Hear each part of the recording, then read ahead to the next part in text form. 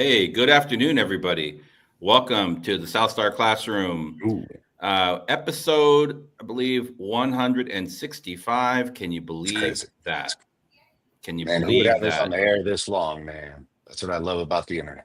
We must just love yapping about all these all things education and politics as we're going to get into today. I am David Castillo, one of the co-hosts of the show. Thanks everybody for being here.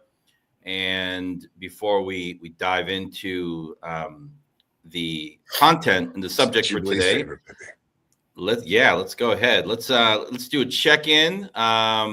We've been gone for we were not here last week, but we did have a special broadcast. I don't know if Charles, if you want to preview that a little bit, as your Well, it might be a check-in. little tough because it looks like I have Bell's palsy, but I got you. People, I don't You have look Bell's great, man. palsy. I had some dental work and I'm numb on half the face. So you don't have to send well wishes. Things are good. But this looks crazy. I need to find a mask for the rest of this show. But And our audience doesn't judge. I spoke at I've been doing Black Male Educators Conference for a while. Our good friend of the show, Sharif El-Mekki, runs that, and it's grown. It's huge. It's thousands of Black male educators that come. And last year, Mama Toya and she did an exclusive interview off of one of my books, The Agentic Black Parent, and it just never got published, but it finally did. And we were able to run it since we had a break last week. And I'm just happy for her, man. She did an incredible job with the interview.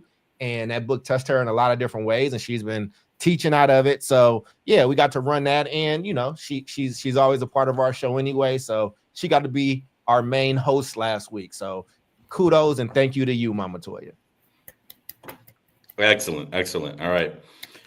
Thank you, Charles. And we will now move on to Mr. Omar Yanar, hailing from the westest of West Texas. The West, so West. Yeah. We're halfway through New West. Mexico, man. That's what's So going West, on. you're not even central. Yeah, man. We are now like we're the only city in mountain time and shit. And people are like, "What the hell is mountain time?" Like Denver's got it, Montana's got it, El Paso's got it. Like, what the shit is that? It's like some made up ass time zones. Yeah, man. Things are good. I want to concede most of my time to Jubilee because Jubilee's headed to like a fancy ass gala because she fancy as hell. And she needed to talk about how she's super popular. She could give the cast of Wicked a couple lessons on how to be popular. She's the one singing popular. So I'm going to do exactly that. Like, I'm good. I can't wait to dip into this, but I want to hear about Jubilee's gala and how she's so damn popular. So, hi, I'm so happy to be here. I got to spend the day doing my jam, which is coaching school leaders. So I'm like filled with joy, gratitude, and energy right now. And then, so a friend of mine who I'd like for her to be a guest on the show. She was working in the White House. Actually, Omar, you got to meet her when we connected a few months back when you were on this side of the world. And so she was, I always forget her title, but she was actually dealing with anti-racism and social justice and all those kinds of things in the White House under this administration, and then transitioned to work for the Department of State. Right. So anyway, so she's, very well connected and reached out, letting me know that there was an opening to the mayor of Baltimore City's inaugural sneaker ball. And so here we are. So my dress is laid out. I'm going with orange. I was asking people, do I wear orange? And the overwhelming majority decided orange. What do you think? White or orange? Well, it depends on what color your sneakers are. My sneakers are a blend of orange, white, black, and blue. See, I think And orange. they're Air Force Ones. Yeah, I think orange. Yeah, orange. Because if you wear white, they'll think it's a white party. It's not a white party. It's not a white party. No. Yeah. Oh, is that foreshadowing for our conversation later? I don't think so. Yeah, everything is coded. Right. So yes, all right. So I'm going with orange, and I'll hop off a little early to go get ready for that and have some fun with my friend Amber, who I hope will be on the show one day. So Great. That's that. Well, let's get the invite out to her. We'd love to have her as a guest. Absolutely. Is that a velour Stanford polo that you're wearing, Omar? I don't know what velour is. Like, no idea what that means, man. It is a fun ass Stanford polo because it's still 70 degrees in El Paso right now, man. Oh So, my like, goodness. Yeah, we're in the 20s here, so Yeah. Oh my gosh. It's cold. All right. Well, let's get on with the show. I hope you all had a restful break and found some downtime just for yourselves and for your families, and get to recharge for these next several weeks that we have going into the winter break. All right. So today we are going to be talking about. Let me get the title up here real quick, and this is kind of a continuation. It might continue to be a theme. As we've just recently had a presidential election, which Donald Trump won. There is a change a coming, right? And so we're trying to navigate whatever the change is going to look like, both here in the show and also in our professional and personal lives. And so we are going to talk about the topic of anti-racist education, right? We can talk about DEI programs, et cetera, et cetera. But a recent piece came out. Let me put this up on the screen here for you all to see. Today or yesterday, from Frederick Hess and Jay Grant Addison. I don't know Jay Grant, but I know Frederick. And here's the title. Let me get this up here for you, and then we'll jump in. I don't know much about the Claremont Institute, but probably have an idea. You can probably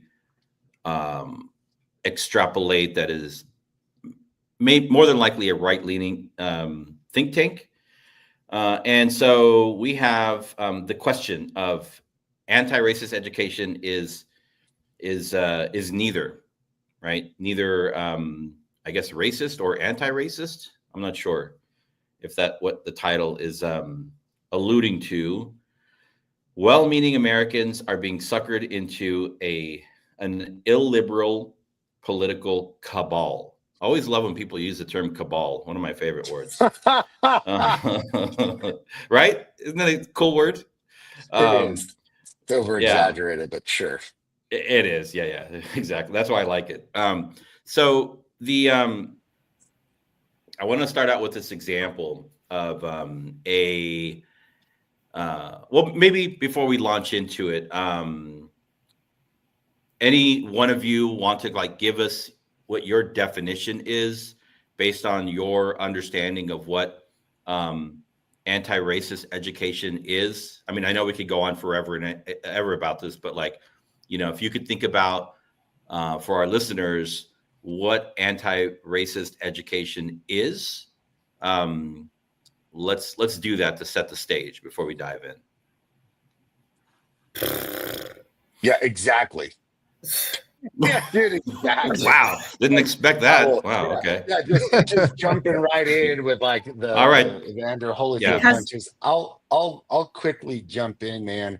I don't think that I have got any conception as to what university professors or what these experts have deemed as anti-racist curriculum.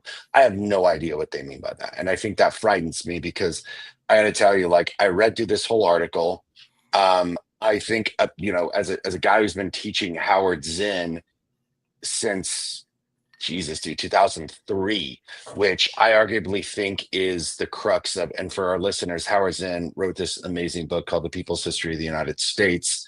It's this really radically different, cool position on history written by those who, essentially were subjugated and lost in his story, as opposed to, as they say, history is often written by the winners.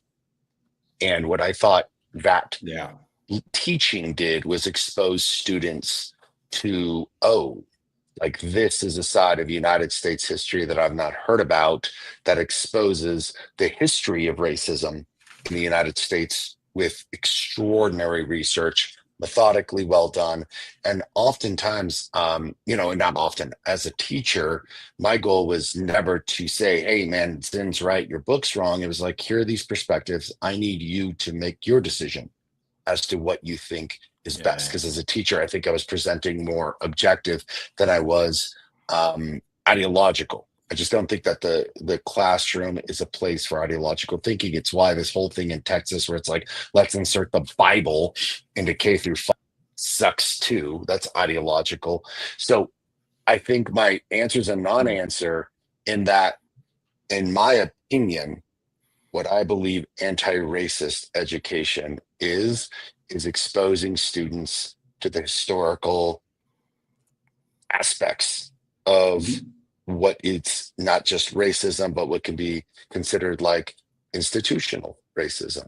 So institutional racism, like, people are like, what the hell is that? It's like, a good example is that we did a whole show on, like, when FDR denied blacks the opportunity to use the GI Bill to get housing, and redlining, as we discussed on this episode. That's an institution basically creating a pretty racist policy. That's what I would consider institutional racism.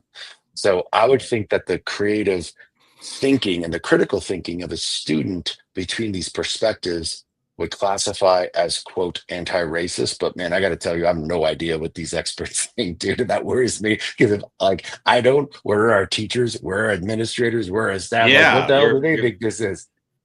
That's You're the a practitioner, cabal. right? That's the cabal for me. Oh yeah, way to put this real, like, esoteric thing out there and hope that everyone's gonna get this one figured out and we're completely in Yeah. accordance with one another. I don't know. What do you all think? I have no idea. I'm really Yeah. eager to hear your opinion. I'll go at the Jude. I mean, that's why I said because what even is it? Like, let's just start with the truth. And if you feel like the truth is subjective, then let's just talk about the facts.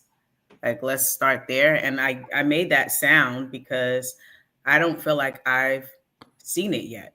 I don't feel like I've seen or experienced or truly witnessed anti-racist instruction or teaching or, curriculum. I think I've seen, ideas and things like that. But so I guess the jury's still out on that. Well, no, you were asking, David. I want to be clear. What could it be? It was. I mean, if just a definition of what it is. Yeah. Well, when I was in, were you still going, Jube? Something's going on with the audio track. So go ahead. I didn't mean to cut you off. Okay, so I was saying what a definition could be is maybe including perspectives from everyone that was a part of the history of this country, that endured whatever was happening in this country, right? Including not eliminating those stories from white spaces, right? So like an example I'll give, when Omar and I connected when he was on this side of the world, we went to what the hell was that? American History of Museum. I wanted to go home. Yeah. I stayed because Omar was so psyched because he's political history buff, but I didn't see my people represented in that space. I saw them on the music level, right? We saw Prince and Whitney Houston, but I didn't see them throughout, And so, of course, I'm going to have a much more lovely time down the block at the African American History Museum. But I just wonder why the two couldn't be one and the same, right? Like, why is there a place that represents this part of history that excludes this part of history? So I feel like anti-racist conversations, instruction, curriculum would have to start where it is inclusive and it represents the history of all the people who were here in this country.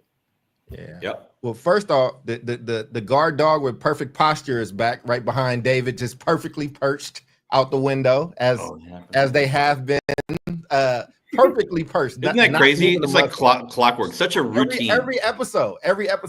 But two, you want us to give you the definition, right? The definition of it is pretty simple. And only reason is because when I was doing my doctorate, it just was ever present. That's the beginning of it. So what it's supposed to be is the practice of actively identifying and opposing racism, right? So that's like how you change. It's actively changing people's beliefs or attitudes or policies, right? And you tend to run into, and so when that happened, when Kendi first wrote that book, it was like, okay, here's how you can't just be not racist, but you have to actively be trying to end racism. But then it starts to get murky because one, I get policies, but it's hard to change people's beliefs and actions. And then people start to feel like it's an overstep. So by the letter of like the definition of what anti-racist practices are, that's what it was supposed to be. That's why I was like, I wasn't trying to cut you or Omar off, Jube. That's why I was like, wait, I want to make sure I answer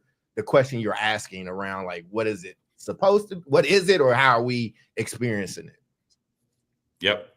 Okay. So I think we can agree that even with us on this show, we have kind of varying different degrees of what it is. But when I think about anti-racist education, I tend to, I think going to Omar's point, like I may not have always labeled it as such, but it's always something that I have sought out and that I have practiced even before the term anti-racist came out. It's just simply a way of identifying, racism when and where we see it, mainly when it's built into the system, right? Systemic racism. I also connect the study of things having to do with racism, as things like sexism, ageism, ableism, classism. There's a whole other host of religious discrimination. They're all connected in one way, shape, or another. Like if you are, and I forget who it was that did this for me, but it might have been in one of my college classes.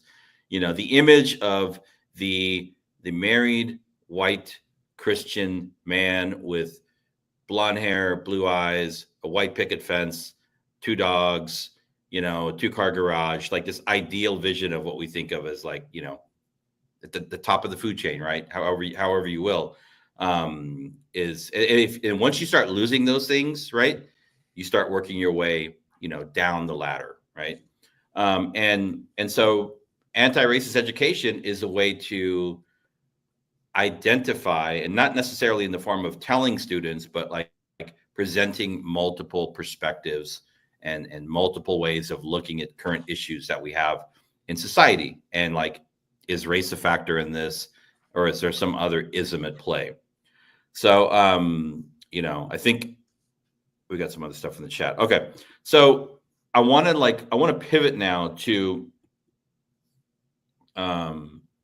how this applies to the world of education.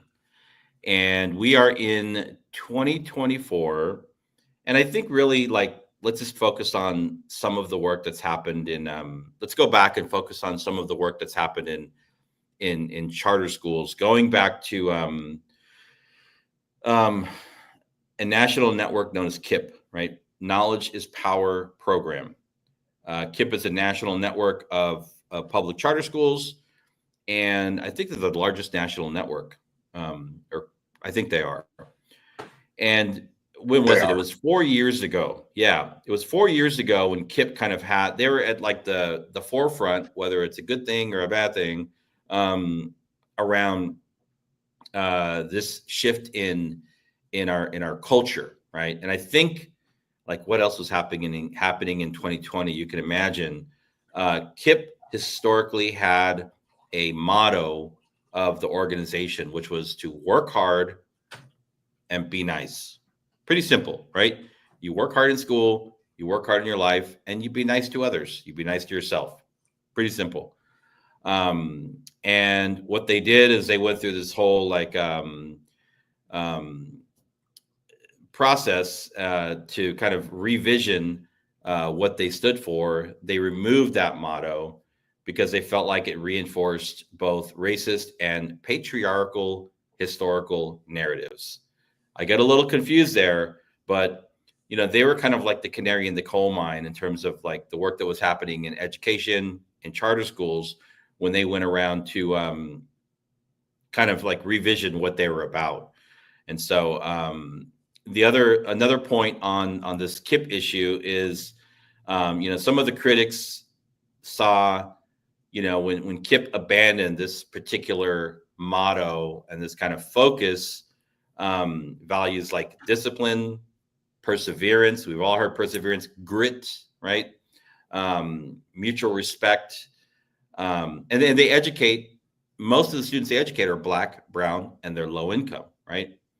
And so that was kind of like one of the first departures from, I'd say, what we would historically have called maybe no excuses charter schools, right? And something about that, they connected to a racial narrative and a patriarchal narrative, right? And so I want to stop there. I don't know what's happening in the world of KIPP today. I'm sure that they're doing fine. But do you think that decisions like that, and this is like well before this moment, this is 4 years ago now, when they decided to make that shift, and I know some people in our audience are connected with KIPP, do you think those decisions reflect progress, or do they reflect us kind of, taking one step backwards? Thinking specifically about Black, brown, and low-income students. I don't know, man. I take 2 steps forward, then I take 2 steps back. We come together because Doc is dressed like a cat. A cat. Okay.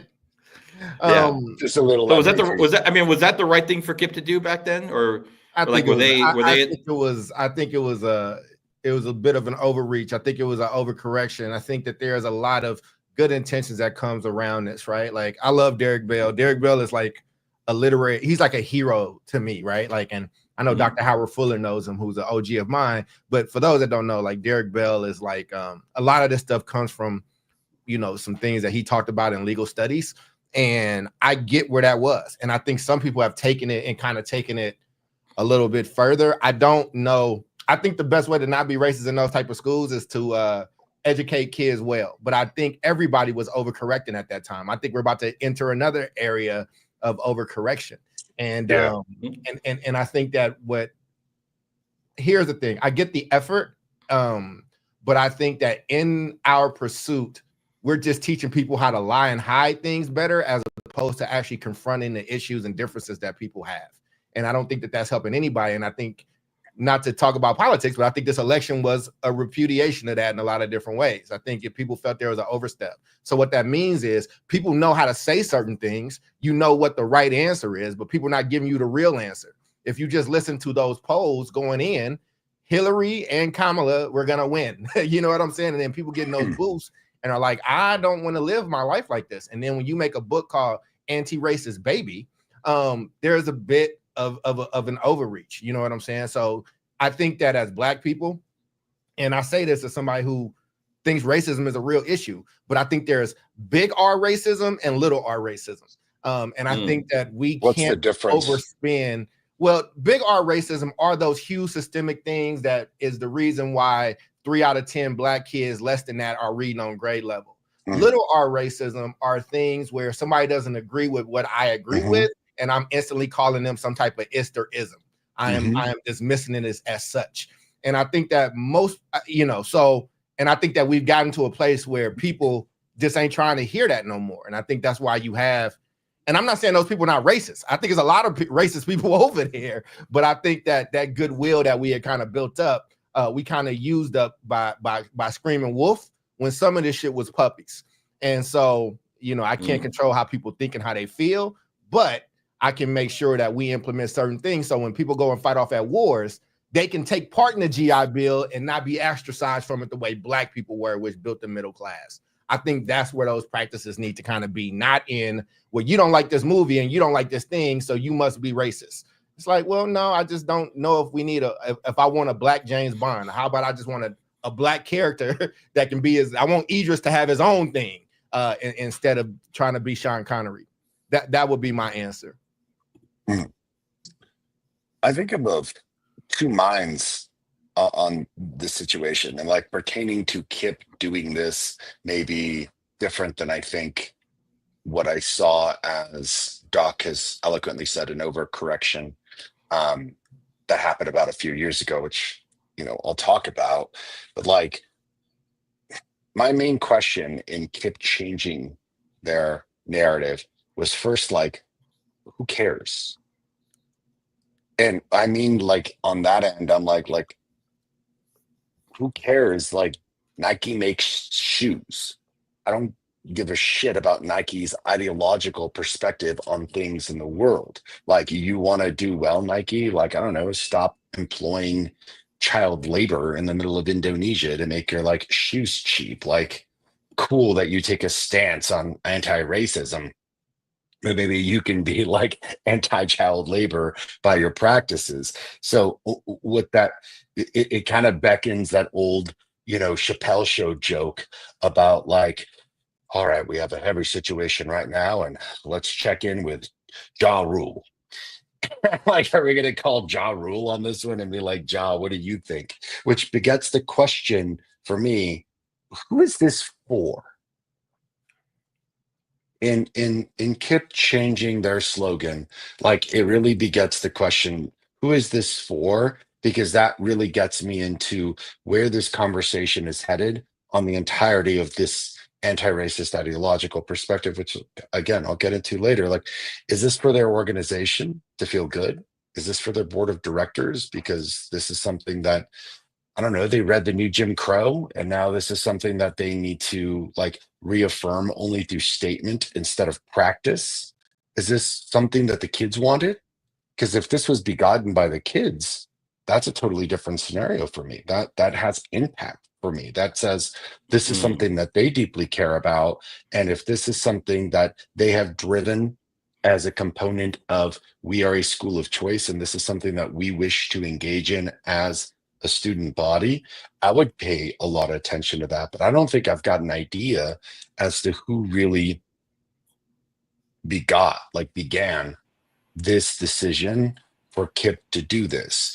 And I mentioned Nike because is this something that is organic, that was created by the kids within the organization? Which, okay, that actually means something in a substantive to me. Or is this like Nike? Is this just a big corporation taking a huge ideological step to say, hey, we're woke and this is good for branding? I really do want to pose that question because, hey, man, like the path of well intentions are often the road to hell. And I want to know, like, insight in that. Yeah, I hope you do. I'd love to know. Yeah. So in my process of just interviewing across different organizations. Well, one, I work with several CMOs, either directly or indirectly. That includes Kip, right? And one of my questions in the interview, I did not get the role, right? But it was one of my questions was about anti-racism, and it took the interviewer a very, very long time to answer my question, and I forget how I phrased it. But at the end when they're like, do you have any questions? I'm like, yes, I do. Because I know about the history of Kip and organization. My dog. Okay. We know. Imagine that she would be quiet for 4 hours before this. And now. She don't like your answer. Go ahead. Okay, whatever.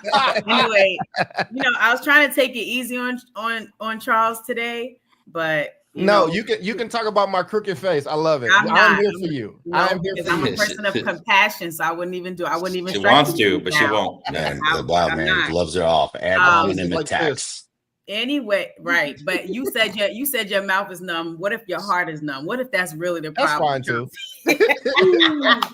That's fine. But long story short, it took forever to give the answer. But one part of the answer did stick out to me, and that was that they had their own racial reckoning prior to the killing of George Floyd.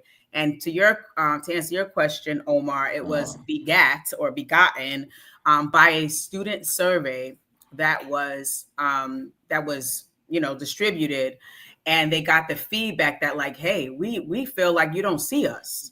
Like we feel like this environment, and I'm paraphrasing, right? And I don't have the actual survey data to say, but essentially the kids were not happy attending, KIPP for various reasons connected to race. Because remember, my question was about anti-racist policies and, team structures and all that kind of stuff. So that's one. So I do believe it has something to do with students. Now, with my experience, right, with KIPP, either directly or indirectly, and other CMOs that work closely with them, it is less about what they put forth in terms of core values and beliefs and all of that, and more about the practices, to your other point. So, and I'm not saying that they're just putting it out and not, going to attend to any of the things that they said they would do.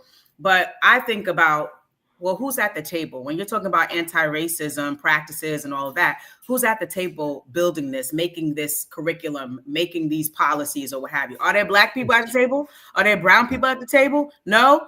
Then why do we care? There was Black and brown people in these doctoral programs and things like that. That was also like, I felt out of touch, right? Like, I mean, So I mean, I'm just. All I'm saying is, if it's also Lily White, that's a problem too, because you are making decisions. Oh, we lost the audio. She's muting. She yelling at the dog. That was my child, because he wanted to go to the I'm sorry. She always yelling at that dog, man. God, but all I'm saying is to make something for versus with the people or the group of people that is impacting, to me is counterproductive. And so my question is always, who's at the table when we're having these conversations? If we're not at the table, and I'm talking about people online, I'm not talking about whatever you call a Black person who believes that you should just pull up your bootstraps and get with it, and slavery was over 400 years ago, get over it. Why are you still talking about it? I'm not talking about those. I think I'm saying those people that I was referencing were on the other side of the spectrum. I'm talking about Black people that found their Blackness in college, or brown people that found their brownness in college. What I'm saying is, if terms like anti-racist or the things that came with it, or if my neighbor, if my Black neighbor or my brown neighbor it's like just not anything that's happening in real life, who is that being made for? I guess is the point, is what, and I know the central question that he asking, right, is anti-racist education progress, or is it a pitfall?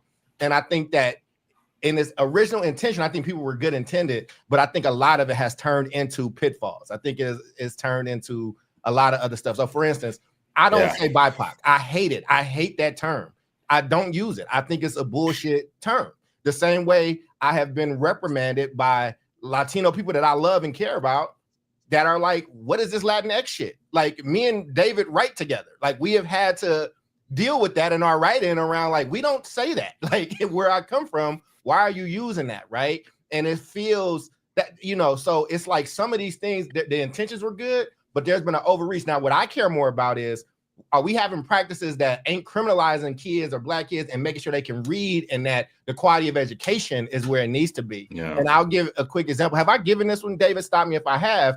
I was giving a talk a while back about homelessness, and I kept saying homelessness, and a kid interrupted me and was like, I'm sorry, could you use, unsheltered or whatever, or unhoused. And I said respectfully, have you ever been homeless or unhoused? And they said no. I said, well, I grew up homeless, and I don't give a damn if you call it homeless, unhoused, or blue. I care more about if we got a roof over our head than how it's said. Yeah. And I think that's what has become. We care more about being right and making somebody else sound wrong than actually being able to do the right thing. Word to Joe Biden, who pardoned his son today after swearing all year that he wasn't gonna do it, right? Like, we care more about saying the right thing than doing the right thing for people, and I think that's where it became a pitfall. Hopefully, it makes sense. Yeah, I had a couple more things to I'm sorry, we jump in and out over here. We gotta have a show. Go ahead, do your thing. No, it's all right. I just, go ahead, David. No, go. It's not a, it's not a panel, right? We having a discussion. Go ahead. Yes. Go ahead, Jubilee. But it's okay. Go ahead. Oh, all right. No, I'm going to mute up. Go. I was just trying to keep my line of thinking, so it's like I have to re-up, and then if you speak, then it changes the trajectory of the. So it's fine. Yeah. I think what you were saying about like who's that, so this is interesting. This particular, and I want to call out some more of the quote unquote color or lack of color from the article, because it appears that it's coming from, I think, 2 white men, which is interesting. And also like the very white men. yeah, the very, and I'm just like, are you serious? And the very first time I heard when people brought the framing of anti-racist education to me in an educational setting, they were white women. And I think that's why I kind of had like, I'm like, what, like, what are you talking about? You know, I'm glad you just had an awakening, but you know, we've been here for hundreds of years, you know? And so welcome to the party. But I will say a couple of pieces that jump out, which are, I would say, pretty like, so trying to get into the mindset of this shift now with Trump in office, right? The authors of this piece claim that anti-racist education discourages skepticism and critical inquiry. Okay, which is very interesting. Let's see. Anti-racist education fosters an environment of intellectual repression, right? That is antithetical to liberal education's ideals of open debate and exploration. There might be a little bit something there where it has gotten, you know, quite a bit. I would say, yeah, your willingness to bring new ideas to the table, to challenge ideas. You know, I think things at some point, you know, may have gotten a little lopsided there in terms of people being able to like push back. I think we should always be able to push back. This is interesting. A rejection of traditional virtues. The movement frequently dismisses values such as meritocracy, individualism, and objectivity, labeling them as tools of oppression. Okay, so I think there we can read like let's not look at disaggregated outcomes for students according to their backgrounds, right? Because they're all individuals, right? All the 3 out of the 10 Black children that are reading on grade level, well, those are 3 individuals out of 10 individuals, right? Just because their numbers happen to be very low, they are just individual students living in an objective world where they're just not achieving, right? Let's see, a couple more. The authors of the piece claim that anti-racist education is part of a broader cultural revolution aimed at reshaping societal norms. I wonder why, rather than improving educational outcomes. Now, I think there's something there because this is where we have like at a certain point, like many of us that are involved in education, we're probably too involved, too committed to, too focused on the outcome of what students are learning, right? And not as concerned as we should have been around how do we get there with the whole child, right? And so, you know, that has been part of the history. And so my question is like, why can't we have both? Why can't we have anti-racist education, culturally relevant education, and continue to be focused on outcomes for our kids? I don't understand that. I don't think it's a this or a that. I think it's a both end. It's yeah, exactly. I mean, I don't know if anyone on this show is going to simply call out and be like, yeah, man, who doesn't want to have some semblance of critical thought into the racial aspects of American history and things that we deal with? But there were things in the article that maybe the 3 of you all can help me out with, because I was in reading it, I was having some difficulty, like just straight up, meaning like one of the things that these authors who have dubbed anti-racist curriculum and you know, how to be anti-racist and all of these books that have come out since the new Jim Crow, which I think probably launched a lot of these conversations Great book. is they have made comments. Yeah, it's a phenomenal piece of literature, man. In fact, like she was one of my sister's teachers, the author of that, who wound up working for the ACLU for a long time. One of the comments in the article was like, some of the authors of this like anti-racist curriculum have said persistence is considered a white racial pejorative, like pejorative is the wrong word, but like if they're making it a pejorative, saying like persistence is something that is like exclusively white and is like about white subjugation. And I'm like, who, like, who's the expert that's calling this out? Like, is it like, did the like Archimedes be like, hey man, listen, like I meant persistence to be subjugated for the classes? Like, I don't understand where these so-called experts are saying, I am an expert in understanding that persistence is something that is inherently white. So I can understand something that's a bit more, I don't know, clear to me, kind of like what we've talked about with like, hey, Black soldiers getting denied the GI Bill is inherently racist. Like that to me screams like that is absolute institutional racism. But to question ideological perspectives like persistence made me really wonder, like when you ask David, can't we have all these things?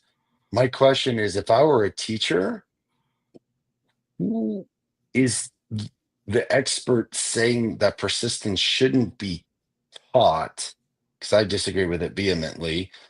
And what is the curriculum that should be followed that makes sense? Because I would say, sure, I'm all about having critical thought in the classroom.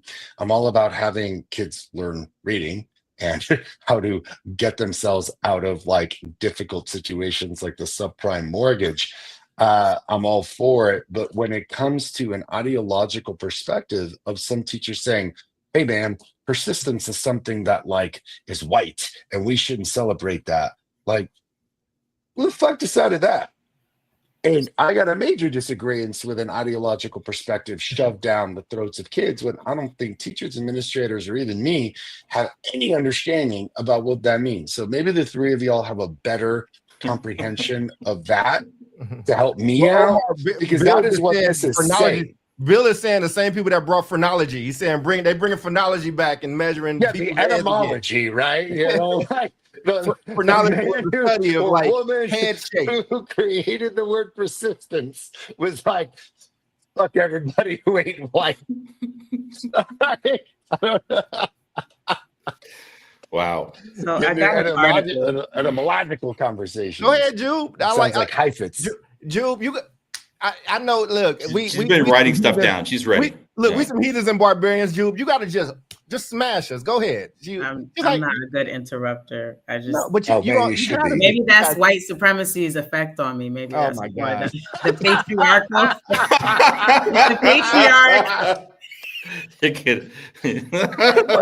Man, yeah. I have seen women talk my whole life, and never once have I seen a conversation where they ain't interjected all up in that situation, man.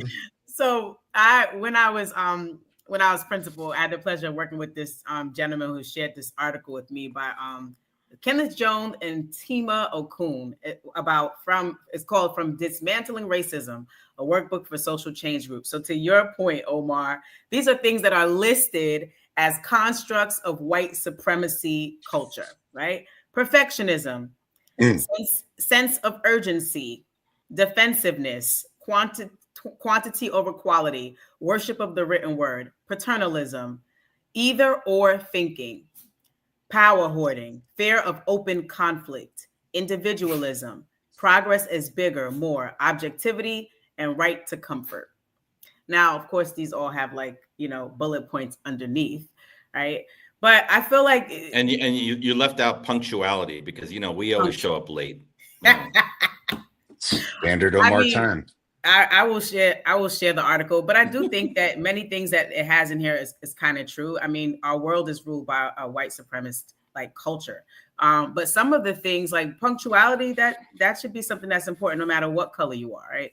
But I do want to go back to something you said, Omar, in terms of like the whole theory versus practice. I really think that's where the rubber meets the road as it relates to anti-racism, right? And when you said, well, is it something that they're just putting out there, or is it something that they're really doing, right? And from my experience of working with different organizations, that's where where you see the difference between what's on that paper and how students, right, Black and brown students, are being treated behind closed doors. How students who are learning the English language are treated, how students who are with disabilities, SPED, IEP students, right, how they're treated.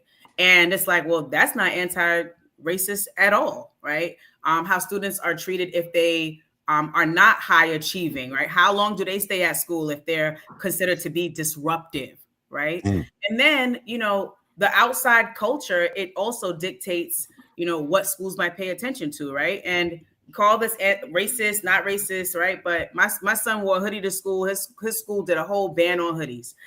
Do you guys remember when hoodies became a problem for black kids? Anybody? I thought that was the whole George Floyd. I would say it was when the kid Florida. got killed and they said that the concrete was a weapon. Yeah. Oh, Florida, Trayvon Martin. Nobody Trayvon Martin. Scared, yeah. Right? So his school made a whole ban. These kids, after COVID, kids really love, wearing a hoodie. They almost have it like a blanket, a security blanket. And he gets out the car. The first thing that he is told is take that hoodie off. Like, well, why'd y'all make that as a policy? Oh, because we can't see their faces and we don't know what they're trying to do. Like, do they say that to white kids in white school? So it's like, I ain't gonna label it racist. I'm just saying, right? It sounds like profiling, and it is based on mainstream media, and it's connected to stuff like Trayvon Martin, where because an innocent kid was demonized for wearing an article of clothing, and now it became a thing that demonized an entire race of people. Well, look, I agree. I will say this though, just to be fair, I grew up in between Oakland and Chicago. Before Trayvon Martin, like you got to have clear backpacks in certain parts of Chicago just because of the gang stuff. When I was in middle school, they definitely was on us about hoodies or certain type of hats and things like that. I mean, but yeah, man, there's a ton of racism. Listen, racism it's all over there. I think, I'm trying to I want to stay on that question too, right? Because it's like, has this been a progress or pitfall? I think there's a lot of very, very liberal white people that do this to absolve themselves and makes them feel some kind of way. And it goes back to why, like, I agree with what Jubilee said, and it goes back to why I won't let people use BIPOC. When it's a pejorative, it's not BIPOC crime. It's not BIPOC illiteracy. It's not BIPOC's in jail or BIPOC dying early. It's Black. But when it's something that's positive attached to it or potential for some money, or then it's all together. Then it's, oh, now we all in this together. And here's the thing. I love doing this Black and Brown show. I love it. I love my brown brothers. But I also understand that there's conversations that they have amongst themselves. And there's a lot of brown people that don't like Black people, and vice versa. There's a lot of brown people that don't like brown people. Dave did a whole show on it when that LA shit popped off. And so, when you look at Harvard, I look at Harvard and those Asian folks and how they were doing that lawsuit, but the pejorative was Black in there. It was these Black people are taking our slots, not the people that are whose parents was here, great grandparents or legacy people. So there's racism that's tied in there. What I'm saying is, you have to fight that with something real, though. You have to fight that with real policy change, not just teaching people how to say things a certain way, because everybody can just hide in plain sight and we're never going to heal those things. But here's the other thing. You don't have to like me. You actually got a right to be racist. If you're going to be racist, then you need to be racist. I, for one, am somebody who believes in Black schools. I believe in Black independent schools. And I think that I believe in brown independent schools. I believe in Black girl schools, like schools that are all Black and all female. There's a lot of research that shows unisex schools and racial schools do really, really well, right? When they have people that are there. So I get where we're going. I don't know if we quite got canceled, David, but I think some people took a pure idea. Mm-hmm. They took a pure idea and they fucked it up. And I think we are where we are now, and people don't like it. I was hanging out with my father Sunday, and we were just driving around, running some errands, and I don't know what what caused him to start up this conversation. But maybe it's with all the racial conversations now with the presidential election and Trump. And he said, he's like, who? He asked me like a legitimate question. He's like, who made it okay for people to start using the word Latino to describe all of us, right?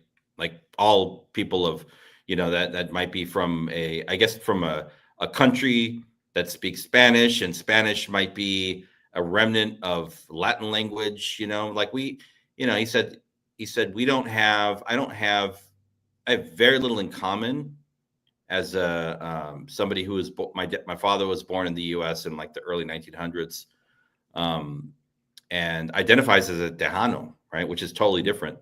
But he's like, I don't have anything in common with like people from Venezuela, or even for that matter, like Central America, or even certain parts of Mexico. He's like, we're so different culturally. He said, like, putting us all together in the same box is a big problem. And I was like, damn, Pops, you go. It's an esoteric shit for a Sunday. Hell yeah, dude. I was like, I got to pull over. Let's have this conversation. Just on the side of the road in San Diego. Yeah. When I was, it was when Ariana Huffington was just starting the Huffington Post, and we had these panels. I was in undergrad, and we had two panels. We had a black and white panel, and they had all this like security and stuff because they thought the tension was going to be crazy. And then they had this black and African American panel. The African American panel went so much harder than the black and white one, because there were things that Black Americans didn't understand about these African folks, and these African folks didn't understand about these Black Americans. And again, like, nobody wants their stuff to play out in the open, but like you said, a lot of us don't consider us the same. And again, I believe Black is global, and I believe in that as well. And I've also seen African immigrants come over and be like, well, you need to marry a white boy. Like, you need to marry a white person, and don't bring no Black Americans in my house. Like, that is a thing. And it's not, you know how we have, I know on our side, we have conversations that's supposed to be in-house between us. I'm sure you all have those as well, but you got to call that stuff out, because we letting white folks is having this shit run rampant, man. And it's time for it to stop. And that's my point with this whole conversation. It's kind of, as we're coming towards the end here, I would say, like, who is initiating this current conversation as it is? It's like right now we're focused on education, right? Anti-racist education, but also just in the larger conversation about race, you essentially have, a bunch of prominent white men and some white women and African-American and say Latino people that like want to reset. They're like, yeah, slavery was 400 years ago. My family got over here legally. So, so I'm against illegal immigration. And I think trying to reset the conversation without addressing the current state of how our people are living, right? And I think it's a major disservice for us, people like us, to allow a table of white folks to drive that conversation, to drive that narrative, both in the larger sphere, but also in terms of education, because we've been doing this work for a long ass time. I mean, I think, just kind of wrapping up, final thoughts. One of the things that in reading this article and grappling with this idea today, because I've just been grappling with it in my mind, is this the advent of ideological fighting? So on one end, you've got people throwing the Bible into curriculum and saying that Texas just passed it. Like, we're going to pay you more if you teach this Bible related information to K through 5. It's ideological completely. I have a disagreement with ideological perspectives.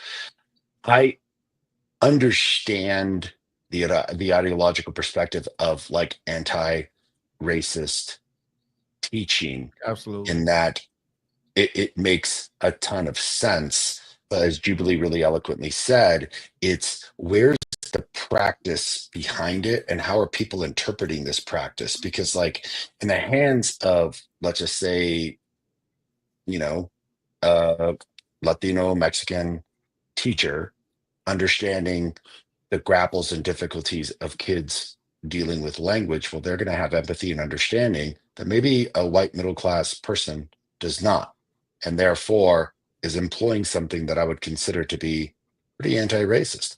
Or as Jubilee said, like, how are Black teachers empathizing with the circumstances of Black kids and not coddling and not like what we call the pobrecito mentality of like, oh, poor kid, they can't do well, but of understanding enough to not punish children for behaviors that are completely related to their culture. Like, shit, I could talk forever about how, as a teacher in the middle of Austin, and the demographic shift that happened at my school was so rapid that I had teachers coming to me being like, we don't know how to teach these Black kids, and you're having all this success with them. And I'm like, I don't know. I'm treating them like normal human beings and Thank not you. punishing them for getting up and throwing away a tissue in the middle of class. Like, maybe that's why the kid's getting an A in my class. Maybe that is like the core of anti-racism. But Treat to them like a human being. push a very construct ideological perspective into the classroom without dissecting it, without understanding really like what is it that we're trying to do and what is it that we're trying to say, particularly if it's coming from like a group of white folks, like Jubilee really well said, like, who's at the table, who's writing this, who's creating this, like, should we trust and know what they're saying is coming from real research from people who've experienced it? It's like Doc said, like, don't talk to me about homelessness. I was homeless, kid. Fuck off with that. I think that's where this is at the advent, where you have 4 people on this show who are extraordinarily practical. We're having a conversation about the practicality of this. And I'm wondering if the conversation over here with people like Kip is completely ideological and is just like, we're doing this. And if you don't like it, you're racist. And if you don't agree with this, you're racist. And it goes back to the old saying, which we say all the time, which my professor started every single class with, like, education is the lighting of a fire, not the filling of a bucket. So are we lighting the fire of inquiry, or are we just trying to fill a bucket of rhetoric? I'll get my final thought, and you can, I'll get it out the way. David, great show, by the way. I think everybody is trying to be the most moral in the land. Who is the best? Who says things the right way? Whether you fall on this left ideology or the super far right ideology, I don't rock with any of that. And I think I much more care that we're actually making material changes, or we're making sure that the things that we promise these people is actually happening. And I think more people care more about posturing. I think it's more about, how you say things and what are the new buzzwords to use. And to be honest with you, I'm going to be fair, as somebody in academia thrives off that shit. Like, the way that you blow up as a researcher is you come up with a new term. If something isn't radical, blah, blah, blah, or this, da, da, da, da, da. And I think that is a word that we haven't brought in yet. Racism is there. It's in the fucking batter, but elitism. And I don't like the chasm that's being drawn by academics to people, to my ancestors, or people. Like, I'm the first in my family to go to college. David, I know you've talked about your grandparents and where they come from. Omar, you told your story. I don't like things that separate me from my ancestors in a pejorative manner that makes other people, where you're calling Black people unwoke or unlearned or uneducated because you learned this new word or this new term that Kendi Ibram has made like popular. And I respect Kendi, but that's the thing that's a problem. And that's why in our writing and work, I've said, I'm not saying Latinx out of respect, and I'm not saying BIPOC. Don't put that shit on my thing. And if you don't like it, then we can have a different type of negotiation. But that's where I'm going to stake my claim and stand my ground. I love my people, and we need to start doing more for us and stop worrying about what white people think and their guilt, and just making sure we need to be successful and thrive. Boom. Yeah. So Yeah, connected to that. I made this comment yeah. earlier, but the first time I heard the term when anti-racism was first kind of coming up, maybe it was like the communities I was in or whatever. But a lot of this energy was coming from white women, and so I had a particular reaction to it. I don't need somebody else telling me about how I got to where I got to and what obstacles I faced. I lived it, right? We all lived it. Right. And so for me, that was very off-putting. And I think also I agree with some of the sentiment of the authors of this piece that there's tended to have been a shutting down of like, maybe, people that might think differently about these things, right? And how people are labeled, right? You're anti-racist. We're like, what the hell? What did you say? But I think it's a topic that we'll have to continue to follow. I don't think either extreme, the woe is me, pobrecito way is the way of doing it. I don't think we can just completely like wipe away hundreds of years of racism in this country, right? I think the truth is in the middle. It looks like Trump is moving forward with his nomination of the wife, a former chairman of the WWE, World Wrestling Entertainment, to education secretary. And just keep in mind the people the people that wrote this article have a direct line and will have a direct line to Linda McMahon's bat phone. And so, it's going to be something that we're going to continue to follow, and we will hold these people accountable, and we will, when we can press them, we'll press them. Yeah. And so, great show, man. Definitely want to bring that up because we should talk about it, because Linda McMahon's job is not to improve education. Her job is to shut down the Department of Education. And I think one thing people need to remember. So, man, good job, man. You want me to do a sign off, or you got us, Dave? Go ahead, Charles. Go ahead. Oh, okay. Well, you could have did it.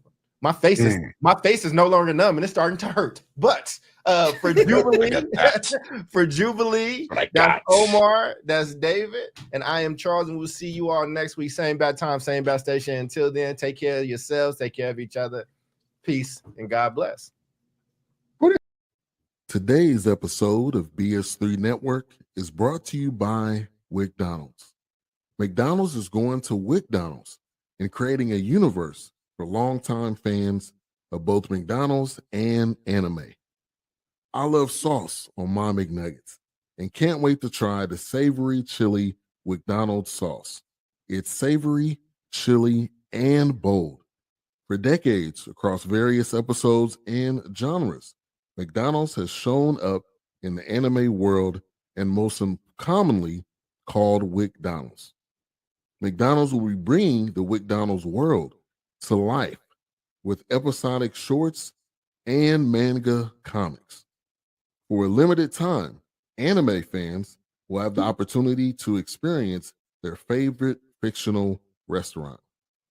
You have until March 25th to try the new savory chili McDonald's sauce with your 10-piece chicken nuggets.